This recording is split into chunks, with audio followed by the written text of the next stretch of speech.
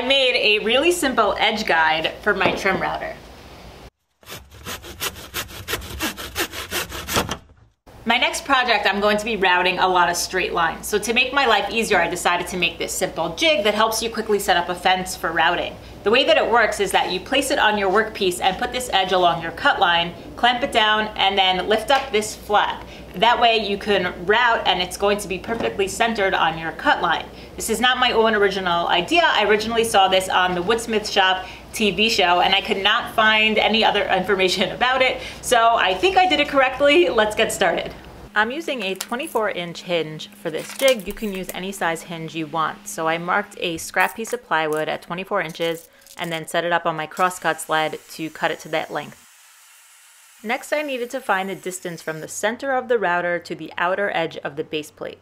I did this by putting a V-groove bit into the router and then marking the distance from the center of that bit to the outer edge of the base plate. If you don't have a V-groove bit, you could use a regular straight bit or something like that to get that distance. Mine happened to have been 1 3/4 inches, so I first did a test cut to make sure that it was perfectly 1 3/4 inches, and then I ripped the piece of plywood to that measurement.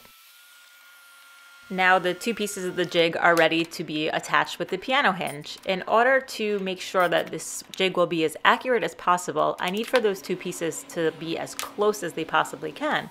So I lightly clamp them and then I put some double-sided tape on the hinge to just hold it into place while I pre-drilled the holes. I started first on the outer edges. That way, when the two outer edges are attached, I won't have to worry about the alignment of any of the middle holes.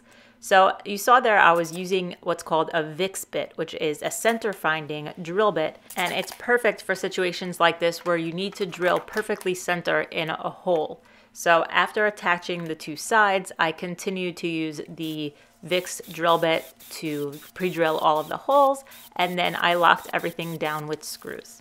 Now I may be misremembering here, but I think that on the Woodsmith Shop TV show, they were able to do this without measuring the distance of the center of the router bit to the outer edge of the base plate. I think they used the router itself to set that measurement. So I'm not sure, but anyway, the jig is done now. Let's test it. So the way this jig works is you just need to mark a line and then take the jig and put the edge of that smaller flap against your cut line, clamp it down, lift up the flap, and then cut away. I'm using a really small, teeny tiny little bit here so that I could see how accurate it really was. This was my first shot at it and it was really great.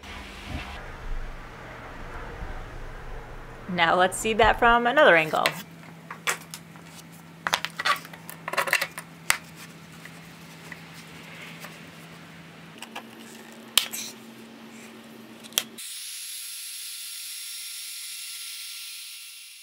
As you can see, the bit just completely stays on that line, and I'm really happy with these results.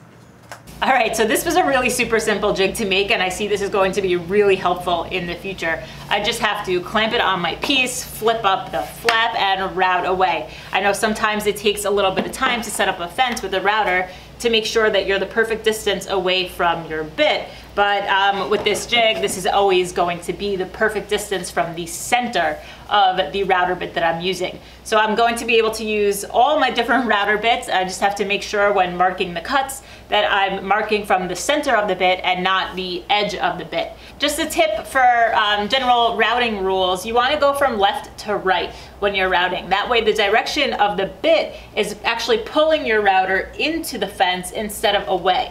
If I were to flip this around and run my router from right to left, the router bit is moving it that way. It's going to pull the router away from the fence and it's not going to make a straight cut. So that's just a little general tip. I had actually gone in the wrong direction on my juice groove cutting board video.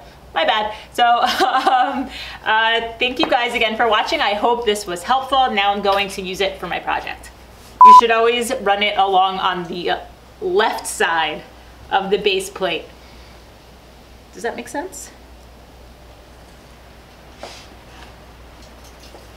Left. Yes, that makes sense.